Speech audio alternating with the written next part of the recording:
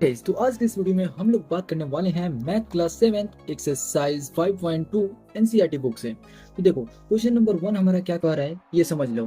कह रहा है state the property that is used in each of the following statement. ये जो स्टेटमेंट तुम यहाँ से 3 क्वेश्चन देख रहे हो, इन तीनों में से तुम्हें बताना है कि कौन सा प्रॉपर्टी को फॉलो करके और ये बात लिखा गया है यहाँ पे।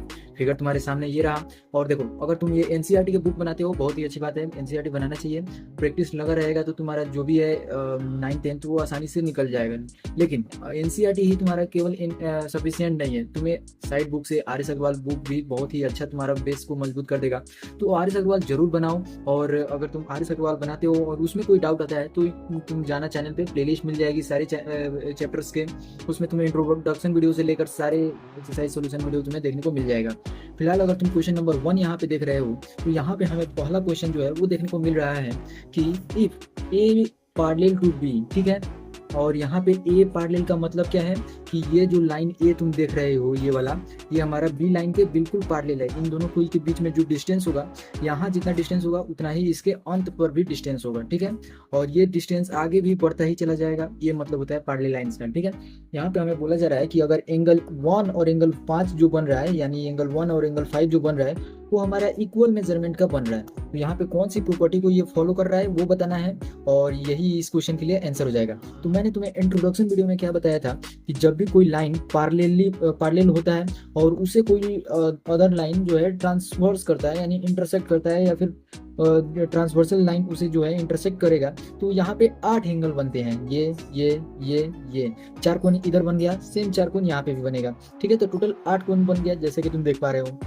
अगर हम लोगों को देखने को मिलेगा कि ये जो 2 पैरेलल लाइंस हम लोगों ने देखा है, यहाँ पे हम लोगों ने एक ट्रांसवर्सल लाइन जब आया तो यहाँ पे हमें ऊपर साइड ऊपर साइड ऊपर साइड ऊपर साइड 4 एंगल फिर से देखने को मिल रहा है। लेकिन इस केस में जो है सेम साइड वाला जब एंगल हमें गिवन होता है तो वो दोनों एंगल इक्वल होता है कोरोस्पोंडिंग एंगल प्रॉपर्टी से। कौन से एंगल प्रॉपर्टी से? कोरोस्पोंडिंग एंगल से, ठीक है। तो यहाँ पे कोरोस्पोंडिंग एंगल हो जाएगा, इसका एंगल जो है इसका आंसर हो जाएगा, ठीक है। कोरस्पॉन्डिंग एंगल लिख लेना और यही इस क्वेश्चन के लिए रिक्वायर्ड आंसर हो जाएगा, ठीक है। ये प्रॉपर्टी हमें बताता है। और जबकि यहाँ पे देखो 4 और 6 हमें दिया हुआ है, और वो भी हमें दिया हुआ है किसके अंदर, तो ये हमारा जो पैरेलल लाइंस है उसके अंदर दिया हुआ है कि 4 और 6 जो एंगल बन रहा है हमारा वो इक्वल मेजरमेंट का बन रहा है। और तब जाकर हम लोग कह रहे हैं कि ए और बी जो है हमारा पैरेलल है। तो ये प्रॉपर्टी हमारा कौन सा बताता है? तो देखो जब भी हमें माने इंटीरियर एंगल में, ये इंटीरियर एंगल बन रहा है, इसमें जो 4 एंगल बन रहा है इंटीरियर बन रहा है, ये 4 जो एंगल बन रहा है एक्सटीरियर एंगल बन रहा है। तो इस मतलब क्वेश्चन के लिए ये जो 4 और 6 हमें बताया गया कि ये वैल्यू इसके इक्वल है, तो ये हमारा अल्टरनेट इंटीरियर है। मतलब ये जो है ये हमारा अपोजिट साइड में है लेकिन इंटीरियर एंगल है, तो इसका नाम हो गया अल्टरनेट इंटीरियर। और जब भी हमें अल्टरनेट इंटीरियर का बात किया जाता है तो वो इक्वल होता है किस केस में? जब वैल्यू हमारा पैरेलल दिया रहा है 2 लाइन तब, ठीक है। तो अल्टरनेट इंटीरियर एंगल से 4 और 6 जो है हमारा इक्वल हो गया, तो ये प्रॉपर्टी जो है अल्टरनेट इंटीरियर से है, ठीक है। अल्टरनेट यहाँ पे लिख लेना, इंटीरियर एंगल प्रॉपर्टी, ठीक है, इंटीरियर। अब आते हैं थर्ड नंबर। थर्ड नंबर हमारा क्या कह रहा है जरा ध्यान से सुनना। कह रहा है एंगल 4 और 5 को हम लोग ऐड करेंगे तो वैल्यू जो है हमारा 180 डिग्री के इक्वल आना चाहिए, और तब हम लोग उस वैल्यू को जो है बोल सकते हैं कि ए बी जो है हमारा पैरेलल है, ये लाइन इसके पैरेलल है। देखो हम लोगों ने अभी तक देखा है इक्वल इक्वल के केस। अब देखो अगर 2 एंगल का सम हमें गिवन हो 180 डिग्री के केस में तो वो समझो, जैसे यहाँ पे हमें 4 और 5 बोला गया है। देखो यहाँ पे हमें इंटीरियर एंगल में 4, 3, 5 और 6 देखने को मिल रहा है, ठीक है। टोटल 4 एंगल इंटीरियर में देखने को मिल रहा है। और देखो ये साइड के अगर हम लोगों को 2 एंगल का सम देखना होता तो 3 और 6 जब हम लोग करते तो वो भी वैल्यू हमारा 180 डिग्री के इक्वल आता। जिस तरीके से 4 और 5 हमारा बताया गया है कि 180 डिग्री के इक्वल दिया हुआ है। तो ये दोनों जो प्रॉपर्टी फॉलो करता है वो को इंटीरियर का फॉलो करता है। को इंटीरियर का मतलब हो गया कि angles in the same side interior, ठीक है। The angles in the same मतलब जो एंगल्स होंगे वो सेम साइड में, ये वाला वैल्यू तुम्हारा इसी साइड से है तो ये सेम साइड से सेम इंटीरियर एंगल में होगा।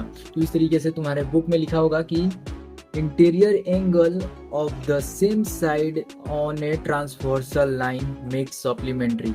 ये वर्ड तुम्हारा जो है बुक में लिखा रहेगा। इसका मतलब होता है कि एंगल जो है अगर सेम साइड में है और ट्रांसवर्सल साइड के सेम साइड में है, यानी इधर है तो इन दोनों को ही को उठाएंगे, और इधर रहता तो ये 3 और 6 को उठाते हैं, ठीक है। तो इस तरीके से ये दोनों एंगल जो है हमें सप्लीमेंट्री देखने को मिलता है। तो क्वेश्चन नंबर 1 का सोल्यूशन तुमने देख लिया। इस वीडियो में हम लोग क्वेश्चन नंबर 1 और क्वेश्चन नंबर 2 के सोल्यूशन को देखने वाले हैं। अब यहाँ पे क्वेश्चन नंबर 2 को लिखते हैं। अब जरा देखो क्वेश्चन नंबर 2 क्या कह रहा है। कह रहा है इन द एडजॉइनिंग फिगर, ये जो फिगर तुम देख रहे हो इसमें हमें आइडेंटिफाई करना है, पहचानना है इन सारे स्टेटमेंट में क्या क्या लिखा है उसके अनुसार। देखो कह रहा है the first pair of corresponding angle. मैंने तुम्हें पहला वीडियो में बताया, ये वाला फर्स्ट क्वेश्चन में बताया कि जिस तरीके से अगर तुम देखते हो कहा जा रहा है कोरस्पॉन्डिंग एंगल के लिए, तो वो जो है तुम्हारा जो है सेम साइड में होना चाहिए और इक्वल मतलब सेम साइड में अपवर्ड डायरेक्शन में होना चाहिए। जैसे ये वैल्यू और ये वैल्यू, ये दोनों तुम्हारा कोरस्पॉन्डिंग एंगल होगा। या फिर सेम साइड में नीचे डाउनवर्ड में होना चाहिए, तो ये वाला एंगल और ये वाला एंगल ये दोनों कोरस्पॉन्डिंग होगा।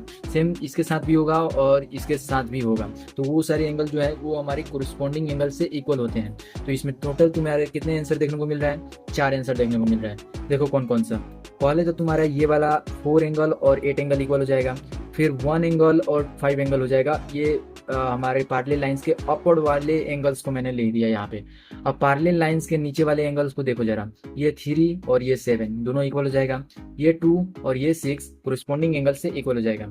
यहाँ पे तुमने सारे क्वेश्चंस को समझ लिया, किस तरीके से सॉल्व करना है ये मैंने बता दिया तुम्हें। अब देखो जरा यहाँ पे क्वेश्चन नंबर 2 तुम्हारा क्या कह रहा है कि the pair of alternate interior angle.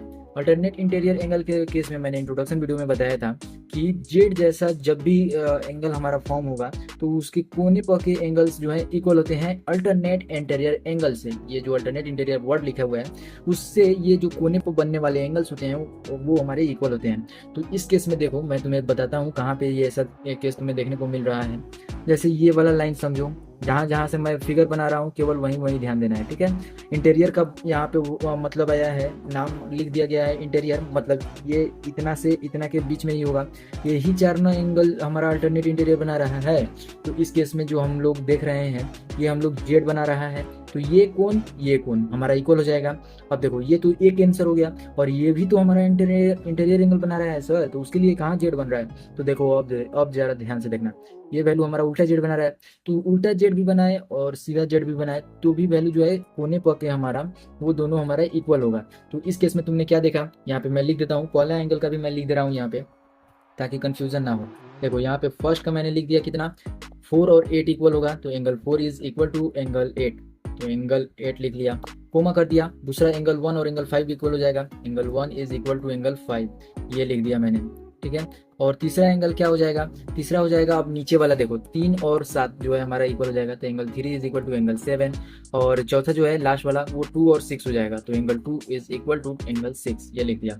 Second के लिए क्या हम लोगों ने बात किया कि जब भी जेड उल्टा या सीधा बनेगा तो उसके कोने पर के एंगल को हम लोग अल्टरनेट इंटीरियर एंगल से इक्वल कहेंगे। तो इस केस में 3 और 5 हो जा रहा है, तो 3 और 5 हम लोग यहाँ पे इक्वल कर दे रहे हैं। यहाँ पे 3 is equal to angle 5 and comma कर दिया, angle 2 is equal to angle 8, तो angle 2 is equal to angle 8 लिख दिया। अब आते हैं थर्ड नंबर क्वेश्चन के ऊपर। क्वेश्चन नंबर 3 हमारा क्या कह रहा है, जरा ध्यान से सुनना। कह रहा है the pair of interior angles, ये वाला जितना भी इसके अंदर एंगल बना रहा है वो सारे इंटीरियर एंगल हैं, तो इसमें केवल तुम्हें यही 4 एंगल्स को ध्यान में देखना है, ठीक है। और देखो यहाँ पे अब क्या बोल रहा है, on the same side of the transversal, ये तुम्हारा ट्रांसवर्सल लाइन है, इसके सेम साइड में यही दोनों एंगल बन रहा है और ये दोनों एंगल बन रहा है। तो the pair of interior angles on the same side of the transversal, ये लाइन जब लिख दिया तो इसका मतलब हो गया 3 और 8 का बात की जा रही है और 2 और 5 की बात की जा रही है। तो इस केस में तुम्हें आंसर लिखने का क्या प्रोसेस है वो देखो, यहाँ पे तुम लिखोगे angle 3 plus angle 8 is equal to 180 degree. जब भी तुम्हारा ट्रांसवर्सल लाइन के सेम साइड की बात की जाएगी तो उस केस में जो भी एंगल बनेंगे वो सप्लीमेंट्री एंगल बनेंगे। तो इस केस में इस तरीके से तुम आंसर लिखोगे। और दूसरा आंसर किस तरीके से लिखोगे कि एंगल 2 प्लस यहाँ पे एंगल 2 सही से लिख ले रहे हैं, angle 2 plus angle 5 is equal to 180 degree, ये हम लोगों ने लिख लिया। तो इस तरीके से तुमने सॉल्यूशन देखा इस क्वेश्चन के थर्ड नंबर को। अब आते हैं क्वेश्चन नंबर 4 के ऊपर, ठीक है। तो क्वेश्चन नंबर 4 देखो क्या कह रहा है, कह रहा है वर्टिकली अपोजिट एंगल बताना है। वर्टिकली अपोजिट एंगल बताना बहुत ही ज़्यादा आसान है। देखो यहाँ पे हम लोगों ने 2 पैरेलल लाइन ले लिया, ये हम लोगों ने काट लिया। तो देखो यहाँ पे जो 8 एंगल्स बनते हैं तुम्हारे, उसमें तुम्हारा दो एंगल तुम्हारा वर्टिकली अपोजिट होगा, तो कुल 8 एंगल है, तो तुम्हारा टोटल कितना वर्टिकली अपोजिट निकल गया, 4 एंगल्स। तो देखो यहाँ यहाँ यहाँ ये सारे 4 एंगल्स हो गए। तो डायरेक्ट अपोजिट का मतलब कि तुम इस तरीके से काट दो। एक्स का मतलब जो है इस साइड पे बनने वाला एंगल और इसी के जस्ट बिल्कुल स्ट्रेट लाइन में बनने वाला एंगल दोनों इक्वल होगा। ये यहाँ बनने वाला एंगल और इसी के जस्ट सामने बनने वाला एंगल दोनों इक्वल होगा। तो अब ये कॉन्सेप्ट तुम्हारा क्लियर हो गया। तो देखो अगर ये 4 एंगल हमारा पहला एंगल लेते हैं तो इसका वर्टिकली अपोजिट कौन सा हो जाएगा, इसके जस्ट सामने, यानी एक लाइन खींच देंगे इसके क्रॉस में, तो ये वाला एंगल यानी एंगल 4 और एंगल 2 जो है हमारा इक्वल हो जाएगा। उसी तरीके से यहाँ पे हमारा एंगल 1 और एंगल 3 भी इक्वल हो जाएगा। यहाँ पे हम लोग पहला लिख ले रहे हैं 4 नंबर का जो है पहला तुमने लिख लिया 4 एंगल जो है हमारा एंगल 2 के इक्वल और एंगल 1 जो है वो हमारा एंगल 3 के इक्वल निकल कर आ गया। अब 2 एंगल और होगा, कौन कौन से 2 एंगल और होंगे सर, तो जरा ध्यान से देखो, ये एंगल भी और ये एंगल भी दोनों इक्वल होंगे। तो इसे हम लोग लिख लेते हैं एंगल 8 जो है एंगल 6 के इक्वल और एंगल 5 जो है एंगल 7 के इक्वल। देखो यहाँ पे हम लोगों ने सारे वीडियोस जितने भी इसमें क्वेश्चंस का हम लोगों ने बात किया था उसके सारे सॉल्यूशन के ऊपर बात हम लोगों ने कर लिया। अगली वीडियो में हम लोग 3 और 4 के क्वेश्चंस के सॉल्यूशन देखेंगे। फिलहाल अगर तुम यहाँ तक वीडियो को देख चुके हो तो वीडियो को लाइक करो, चैनल पे नए हो सब्सक्राइब करो। अगली वीडियो का लिंक तुम्हें डिस्क्रिप्शन में मैं दे दूंगा, तो तुम डायरेक्ट जाकर वहां से भी देख सकते हो। तब तक के लिए बाय।